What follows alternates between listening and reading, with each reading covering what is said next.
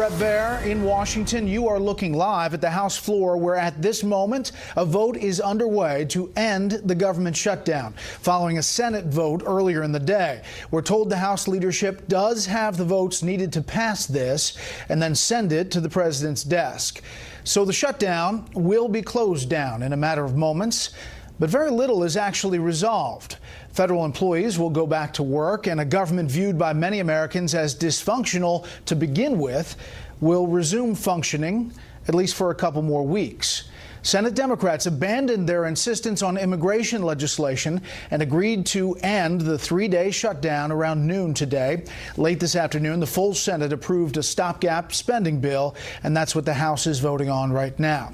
But we could be back in the exact same situation during the first week of February. We have Fox Team coverage tonight. Britt Hume has a big picture look at what this all means. Peter Doocy on Capitol Hill on dissension among Democrats over this truce with Republicans and what they got out of this deal. John Roberts at the White House with the president's role in all of this. But we start off with Chief Congressional Correspondent Mike Emanuel at the Capitol to tell us where things stand at this minute. Good evening, Mike. Brett, good evening. On day 3 of the government shutdown, Senate Democrats decided they'd had enough. Their leader, Chuck Schumer, signaled that right before a critical vote.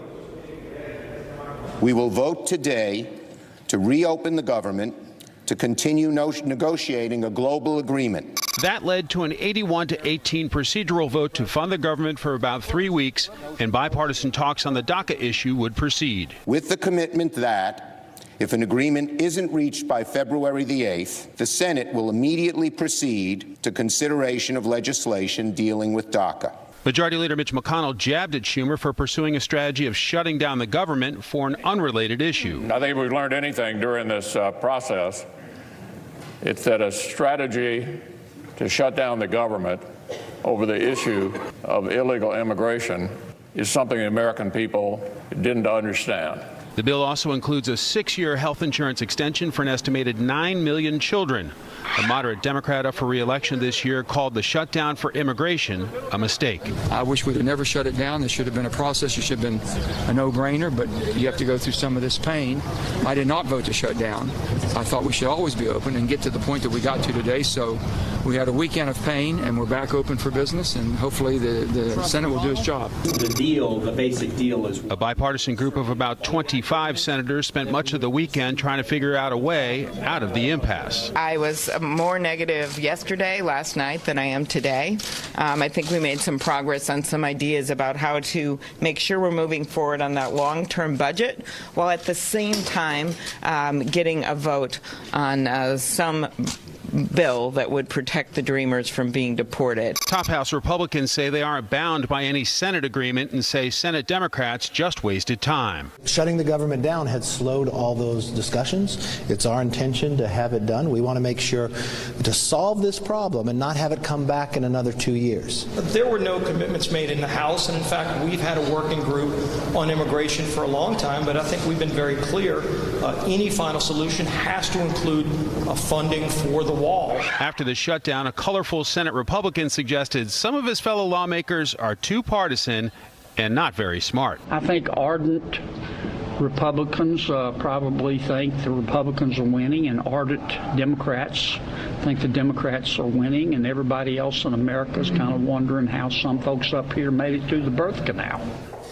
February 8th is not much time, particularly in the typically slow-moving Senate. There must be some serious cooperation or Congress could be back in a bad place soon. Brett? Nothing like Senator Kennedy. Mike Emanuel live in the Hill. Let's take another live look at the House floor. We are being told now that you see the votes tallying up, 239 yays with 37 Democrats voting to pass this so far. Only a few seconds remaining in this vote. This has crossed the threshold of the votes needed to pass this. So the stopgap spending bill ending the government shutdown will be passed by the House when the gavel comes down in just a matter of seconds. And it will then go immediately to President Trump's desk, where he will sign it, and the government shutdown will officially be over. That is until February 8th or whatever day the standoff continues, the House passing this bill at this hour. Most Republicans are not coming out and saying it, spiking the ball, but many Democrats, especially progressives, say their leadership caved, and they are now making it known. They were not in favor of pulling the plug on the shutdown without something. Correspondent Peter Ducey is on the Hill tonight with that part of the story. Good evening, Peter. Good evening, Brett. Most Senate Democrats ended up voting for this 3-week spending bill, even though they had been demanding a guarantee from Mitch McConnell that he address DACA next month, and they never got a guarantee. He said just that he intends to bring it up in a few weeks. So House Democrats are not happy. We've decided that we could not go against our conscience and vote for a bill that hurts American people. House Democrats are dumbfounded. Their colleagues across the Capitol caved. I am a House Democrat, and I can tell you that there's no trust here on the House side because there's been none earned. Illinois Congressman Luis Gutierrez says, quote, "This shows me that when it comes to immigrants, Latinos, and their families, Democrats are still not willing to go to the mat to allow people in my community to live in our country legally." Voting yes was deemed too toxic for 5 progressives rumored to have their eyes on the White House in 2020. Senators Cory Booker, Kirsten Gillibrand, Bernie Sanders, Elizabeth Warren, and Kamala Harris all voted no. Harris, the California Democrat, then tweeted, quote, "The majority leader's comments fell far short of the ironclad guarantee I needed to support a stopgap spending bill. I refuse to put the lives of nearly 700,000 young people in the hands of someone who has repeatedly gone back on his word." But McConnell's word is good enough for longtime Vermont Senator Pat Leahy, even though Leahy voted no. He has given his word he will. And so far, the only person who's stayed there for a shutdown and against the Dreamers is the president. Most red state Democrats up for re-election ultimately voted yes on the 3-week-long spending bill. One did not. Montana Senator John Tester. Just to cut right to the chase, I didn't vote for this because it's a bad deal for Montana. It has never been about DACA for me. It's been about making sure we have a budget that doesn't go a month or 3 weeks at a time. Outside groups, which have been helping energize a base that now gives Democrats a 51 to 39-point advantage on a generic ballot in a Washington Post ABC News poll, are also steamed. MoveOn.org says, quote, "This is a bad, outrageous deal. Trump and Republicans in Congress stood with their anti-immigrant nativist base, and too many Democrats backed down, abandoned Dreamers, and failed to fight for their values." But prominent Democrats think those activists aren't appreciating the realities of being in the Senate's minority. When you're in the U.S. Senate, you have a real good sense of what you can get and how. And look, I completely respect anybody who has a passionate belief about what should be done. But those of us who are here usually have a pretty good sense of how it should be done. Republican senators that I've spoken to are saying that if Democrats weren't going to squeeze anything out of McConnell, they don't understand why Schumer didn't just make a deal before the shutdown. And a lot of liberals are wondering the same thing tonight. Brett. Peter Ducey live on the Hill. Peter, thank you. President Trump is claiming victory tonight, perhaps not in so many words, but the administration's message is clear. He outlasted the Democrats. Chief White House correspondent John Roberts is here to tell us where we go from here. Good evening, John. Brett, good evening. President Trump's strategy was to play a waiting game over the weekend, not talking to Democrats on the phone, no bipartisan negotiations, and in the end, he got precisely the result he was looking for. White House officials spiked the ball today, a clear win for President Trump after Chuck Schumer cut a deal this morning to accept everything President Trump offered him 3 days ago. In regards to the government shutdown, we were pleased to see Senator Schumer accept the deal that President Trump put on the table from the very beginning, which was to responsibly fund the government and debate immigration as a separate issue. The president himself weighed in a statement saying, "I am pleased that Democrats in Congress have come to their senses and are now willing to fund our great military, border patrol, first responders, and insurance for vulnerable children." The shutdown history, the White House now turns its focus back to forging a deal on the so-called Dreamers.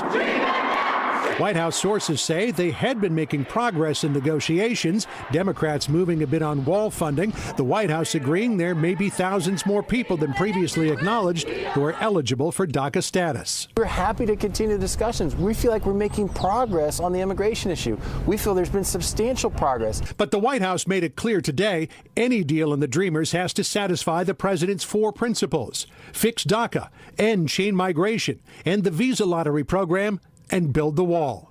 We know that that's going to be part of this negotiation. That's something the president has committed to do, but we don't want to do that without the other three components. It's like having a stool with two legs. It doesn't work very well. To hear Senator Lindsey Graham tell it, the problem with reaching a deal on DACA can be pinned to the president's staff, in particular Chief of Staff John Kelly and Senior Domestic Policy Advisor Stephen Miller. Both are hawks on immigration and shot down the deal Graham and Senator Dick Durbin brought to the president 2 Thursdays ago. Graham was particularly sharp on Miller. The reason we yanked these things back is because Mr. Miller, I've known him for a long time. I know he's passionate. I know he's an early supporter of the president. But I'll just tell you, his view of immigration has never been in the mainstream of the Senate. Graham said Miller is an outlier on immigration, prompting White House spokesman Hogan Gidley to flip the script in a statement saying of Graham, he's been an outlier for years. Gidley tagged in the press secretary who drove the knife home. It is almost appalling to me that you have a senator that isn't stepping up, doing the right thing. The fact that he's not part of the conversation to help move that ball forward and is instead attacking individual members of the president's staff, I think shows the lengths of what they're going to blame people for their own failures. And the White House today defended a tough new immigration ad put out by the Trump campaign. It charges Democrats who don't support new border security measures will be complicit in crimes committed by illegal aliens. Democrats who stand in our way will be complicit in every murder committed by illegal immigrants. The press secretary saying today the president's #1 priority is the safety of the American people. Before the House and Senate even began voting on the continuing resolution, President Trump was back here at the White House conducting negotiations on DACA, meeting with Senators Cornyn, Cotton, Langford, Perdue, Grassley, Tillis, Manchin, and Doug Jones. And we should point out, Brett, that's the first meeting that he's had with the newly minted senator from Georgia. John Roberts live on the North Lawn. John, thanks. Moments ago, the House gavelled in the official numbers, and that is 266 yeas, 150 noes. 45 Democrats voted yay for this bill that now heads to the president's desk over at the White House to sign it. Let's get some perspective now from senior political analyst Bret Hume. Good evening, Bret. Your thoughts on all of this today as it played out? Well, I was not sure I would ever see the day when Democrats lost a shutdown fight. Everyone I've ever covered, going back, several decades, no matter who was actually at fault, the Republicans got the blame. And it didn't happen this time, which is quite remarkable. And what is also remarkable is how little, if anything, that Senator Schumer got in exchange for giving in on all this, agreeing to end the filibuster and let the bill pass. The bill always had the votes to pass. So this is a remarkable turnabout, and it may be, Brett, it may be that we have now reached a stage where using the threat of a government shutdown or an actual shutdown to gain leverage on an unrelated issue won't work anymore. It is something I think most Americans could hope for. For all the grief that conservatives on the right side of the party give to Senate Majority Leader Mitch McConnell, it seems like he played this the right way from the beginning. Is that fair? I think it is fair, and while it is certainly true, as John Roberts reported, the White House is saying that the president ended up in a good place as far as what his priorities are, it's worth remembering that over this weekend, which I think was critical to all of this when the discussions were going on mostly on Capitol Hill, that the president, wisely in my judgment, took a seat on the sidelines and let this play out on the Hill, where Senator McConnell and the Republicans were able to bring about this result. In no small part, I suspect, because the polls, while they still favor the Democrats on the issue, were beginning to turn, and I suspect Democrats saw that. I also would say, Brett, that for Democrats up for election this year, some in red states, carried by Mr. Trump, this is an uncomfortable position to be in, and I'm sure their influence had something to do with the outcome. But McConnell kind of stuck to his guns here. He really didn't offer them very much, and he got what he wanted. You put that together with a tax bill, and perhaps some of his critics within the Republican and conservative ranks will begin to think more highly of him than they have heretofore. You know, it's interesting you mentioned those Senate Democrats up for re-election in red states, states that Trump won. One of them, John Tester, voted against this deal.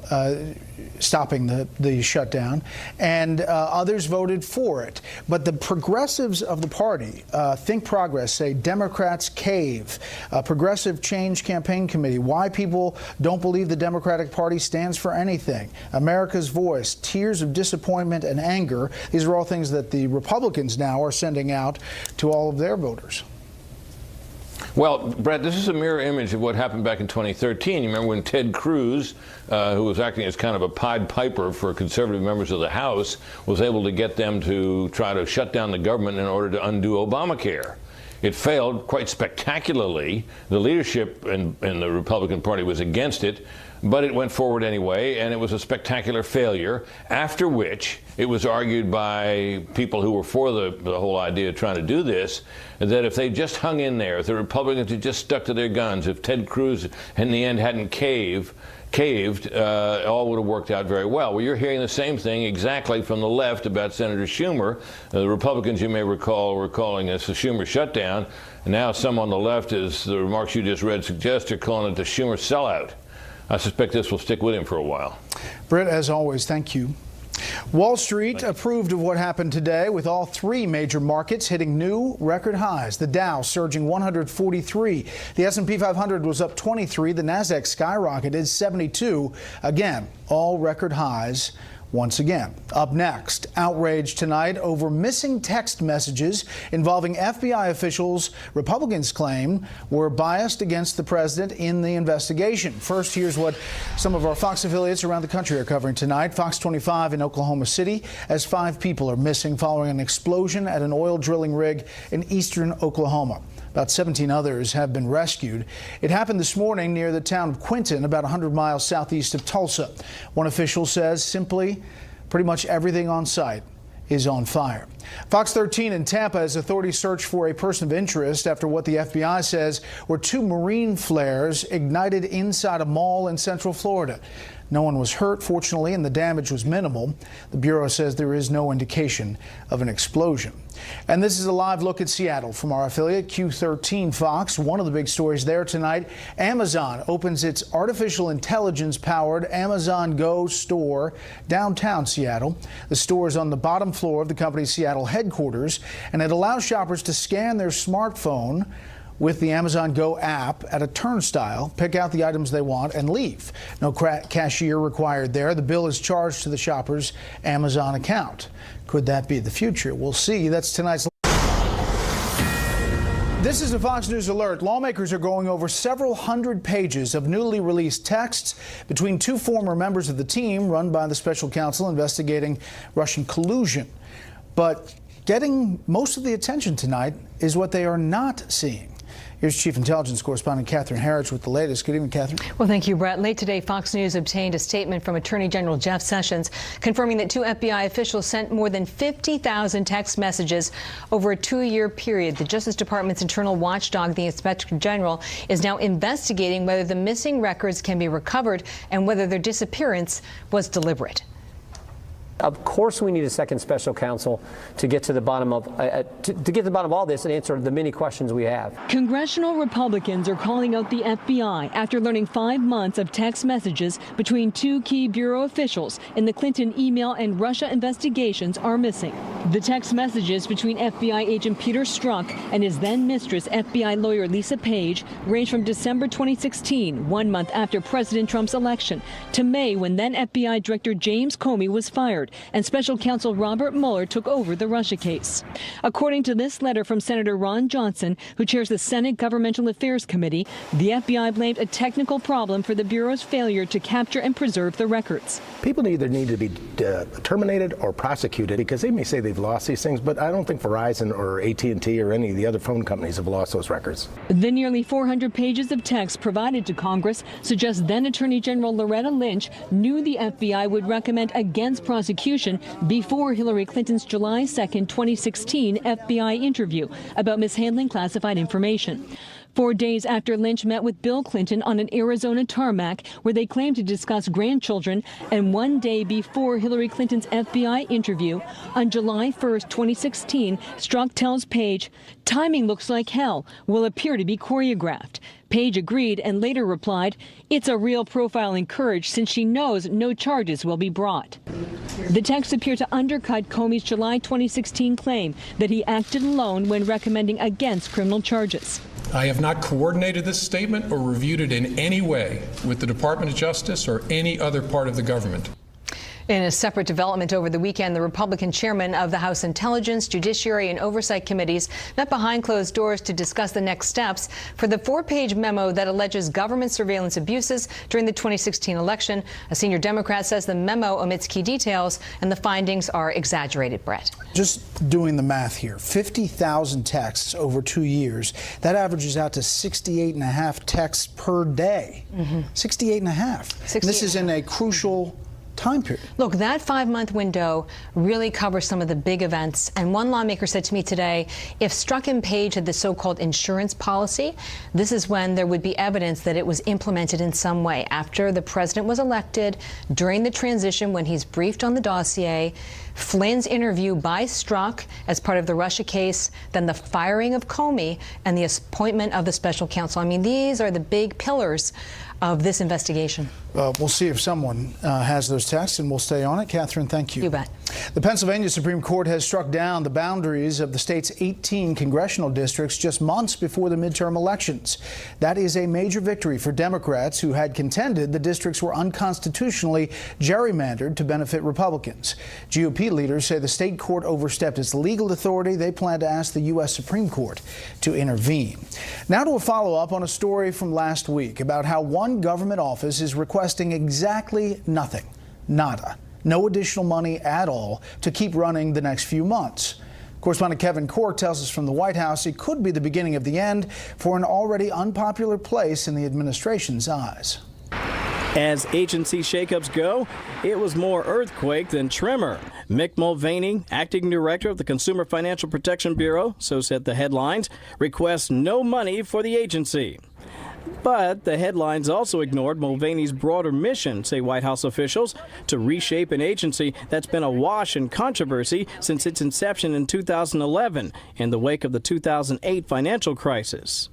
For the record, the CFPB had $177 million on hand to begin the fiscal year, but needs only about $145 million to cover its operating expenses for the quarter. That, according to the White House, is why Mulvaney requested no additional money for the second quarter.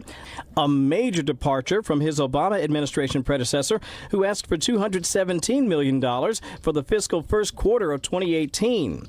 The belt tightening, a byproduct of a top-to-bottom review of the agency, about which Mulvaney once famously said, "It turns up being a joke," and that's what the CFPB really has been, in a sick, sad kind of way. Not surprisingly, critics view his sudden federal altruism with great skepticism, arguing the former congressman from South Carolina simply opposes the fact that the Bureau's budget comes from the Fed and thus is not subject to congressional appropriation oversight. Mulvaney, for his part, says it simply caused a lack of accountability. That, following a legal battle between Mulvaney and former Assistant Director Leandra English over who could appoint the agency's leadership. President Trump, who the courts decided gets to make that call, said the Bureau was a total disaster, adding that financial institutions have been devastated. Proponents say the CFPB has done right by Americans, providing billions in debt relief and refunds, often at the expense of banks. But financial institutions say it's simply been far too aggressive. And now with Acting Director Mulvaney at the helm, they say the timing's right for a regulatory redo. Brett? Kevin Corke in the White House briefing room. Kevin, thanks. Vice President Pence announces a quicker timeline for the new U.S. Embassy in Jerusalem.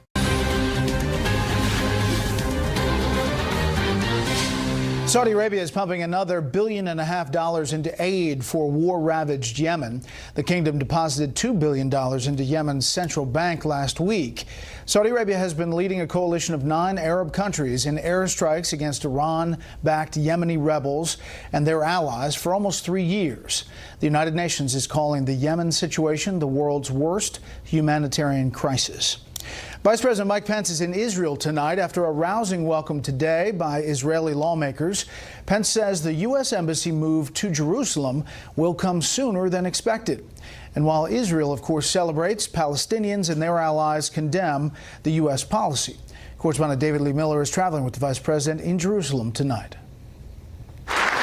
Mike Pence is the first U.S. Vice President to speak before Israel's parliament, the Knesset. I am here to convey a simple message from the heart of the American people. America stands with Israel. The vice president was interrupted numerous times for applause and once by Arab members of the parliament who held up signs declaring Jerusalem is the capital of Palestine. They had to be forcibly removed. Mr. Pence received a standing ovation when he revealed the details of when the U.S. Embassy would be relocated from Tel Aviv to Jerusalem, Israel's capital. In the weeks ahead, our administration will advance its plan to open the United States Embassy in Jerusalem.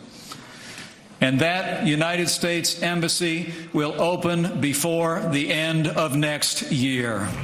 Israeli Prime Minister Benjamin Netanyahu, who joined Mr. Pence this evening for dinner, congratulated him on his speech before Parliament. It was a powerful expression of the enduring bond between our two countries. The Palestinian leadership boycotted Mr. Pence because of the U.S. position on Jerusalem. A Palestinian lawmaker accused the vice president of using his religion to set diplomatic policy. He brought to bear his ideological fundamentalist literalist interpretation of the Bible in order to punish the Palestinians and reward the aggressor, the Israeli occupier. On Sunday, while in Amman, Mr. Pence met with U.S. ally Jordan Kings Abdullah, who called for Jerusalem to be the capital of a Palestinian state. Mr. Pence reaffirmed the U.S. takes no position on boundaries and final status. As I've made clear to you and the President made clear to the world, the United States of America remains committed, if the parties agree, to a two-state solution. On another subject, speaking before Israel's parliament, Vice President Pence called the Iranian nuclear deal negotiated by the Obama administration a disaster. He pledged that the United States will never allow Iran to develop a nuclear weapon. Brett. David Lee Miller live in Jerusalem. David, thank you. The Vice President talks with Shannon Bream tonight on Fox News at night. You can see it at 11 p.m. Eastern Time. We'll play a clip of this with the panel. The federal government is ordering additional screenings of cargo on U.S.-bound flights from 5 Middle Eastern countries. The TSA is citing terrorist threats to aviation. The countries are Egypt, Jordan, Saudi Arabia, Qatar, and the United Arab Emirates. TSA says most of the requirements of the emergency order are already being carried out voluntarily by airlines in some of those countries. Survivors from this weekend's terror attack on a hotel in Afghanistan's capital are describing a reign of terror that lasted more than a dozen hours and left more than a dozen people dead. Correspondent Benjamin Hall shows us what happened. Explosions and gunfire echoed across Kabul Saturday night as Taliban gunmen in Afghan police uniforms attacked the Intercontinental Hotel, looking for foreigners to kill. The standoff lasted 13 long hours and claimed 18 lives. Among the killed, people from Ukraine, Venezuela, Greece, Germany and Kazakhstan. Desperate guests used bedsheets to climb out of windows as the 6 terrorists, who had bypassed 4 security checkpoints, went hunting room to room, laying explosives. More than 150 people were eventually rescued, including 41 foreigners, when security services were finally able to kill the attackers. Survivors recounted the deadly ordeal. A suicide bomber came to my door and opened fire, but luckily he didn't enter the toilet where I was hiding. The room next to mine caught fire, either from a hand grenade or other explosives. Secretary of State Rex Tillerson condemned the attack, saying, quote, "We have seen the Taliban's claim of responsibility and condemned terrorist groups for their violent campaign." US officials say the Taliban has been forced onto its back foot since the US stepped up airstrikes, but security remains precarious. In fact, just days before Saturday's attack, the State Department warned that extremists were likely to target Western hotels in the Afghan capital. While the Taliban did indeed claim this attack, Afghan officials pointed the finger at the Haqqani network, which is based principally in Pakistan, again raising the issue of whether Pakistan is providing safe havens for militants. NATO hope that 2018 is the year when the Afghan government start to take back more territory from the Taliban. But officials also fear that as battlefield pressure increases, attacks like this on high-profile targets are also likely to increase. Bret? Benjamin Hall in London. Benjamin, thank you. Who won and who lost? The shutdown ends and Democrats come up empty on immigration. We'll talk about it all with the panel when we come back. First, though, beyond our borders tonight, Venezuela's financial crisis appears to be getting worse, much worse. The Washington Post reporting the country's economy is experiencing what is known as hyperinflation, where money is virtually worthless. The opposition-run Congress says inflation topped 2,600% last year. President Nicolas Maduro's plan to introduce a new cryptocurrency backed by the nation's oil reserves has run into significant opposition. Turkish troops and tanks are advancing on a Kurdish enclave in northwestern Syria for a third day. The Turks are seeking to oust a U.S.-backed Kurdish militia from that area. The operation is raising tensions in the already complicated Syrian conflict and threatening to further strain ties between Turkey and the U.S. Defense Secretary Jim Mattis says Turkey did give the U.S. advance notice of its airstrikes in that area. Former UN Ambassador Bill Richardson met today with Burma's leader to discuss the potential return of Rohingya Muslim refugees. About 700,000 fled their homes in response to what was called military clearing operations following attacks by a militant group on police in August. Others have called that campaign ethnic cleansing. Just some of the other stories beyond our borders tonight. We'll be right back.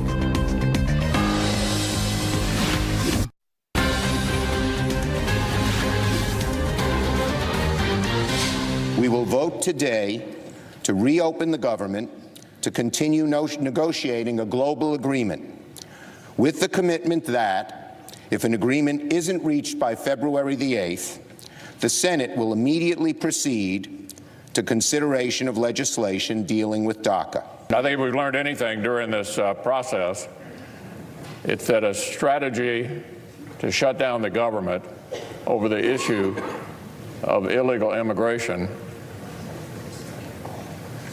is something the American people didn't understand.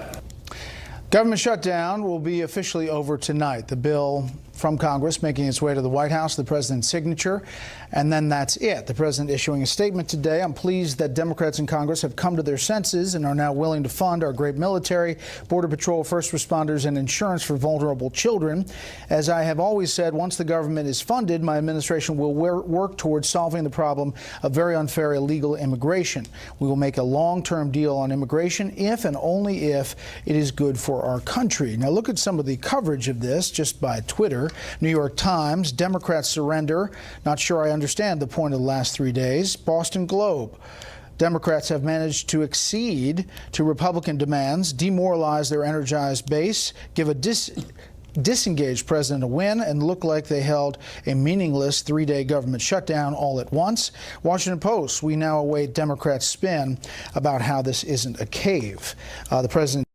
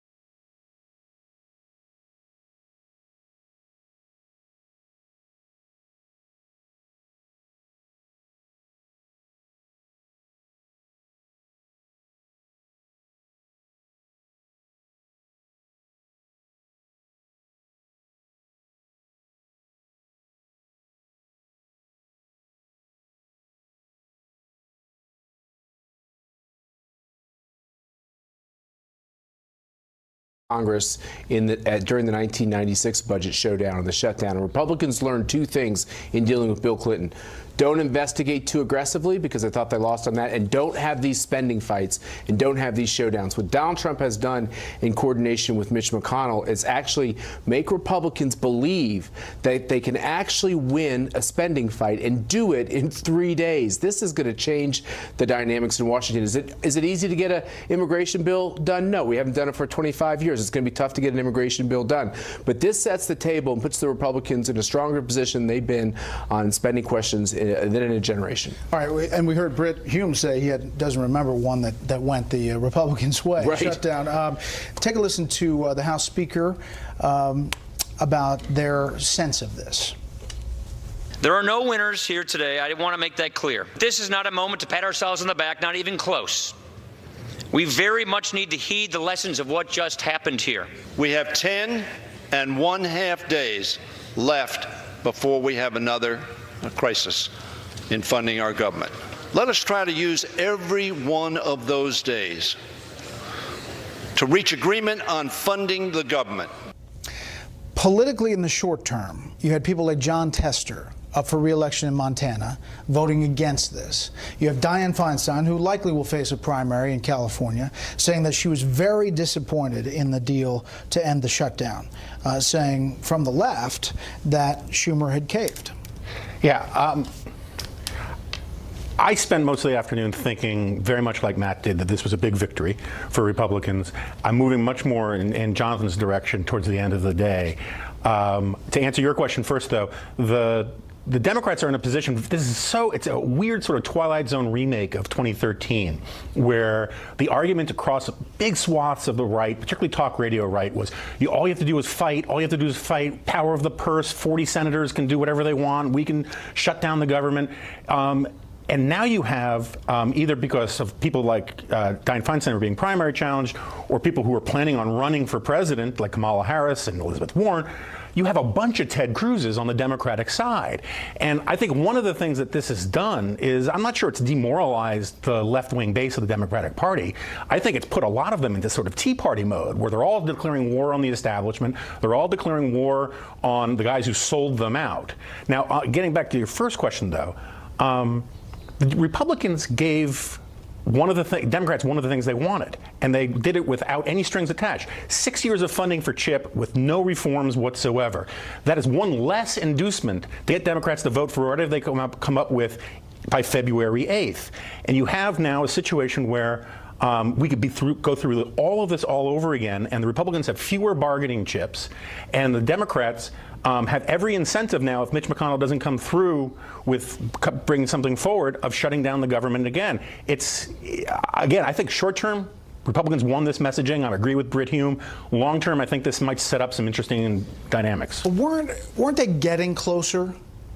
Weren't they on an immigration, back and forth? I mean, depending on what you believe, what the president said and what Schumer said inside the White House. Look, a couple things. First of all, on the Democratic question, this shutdown strategy was a disaster. Let's be clear. Going back to it, I'd love it if they would do that. That'd be great. On immigration, you're right. We know the 4 things that have to be in the bill. If there's anybody who can get to a deal with hardliners on the conservative side, it's Donald Trump. If you look at the statements from hardline immigration groups on the idea of putting these 4 things together, they're willing to go along and see what that product is. We have a chance to do this in this country. Donald Trump's the only one who can get it done. The question is whether that Tuesday cabinet bipartisan meeting with Congress, where I'll take the heat, whether he really will.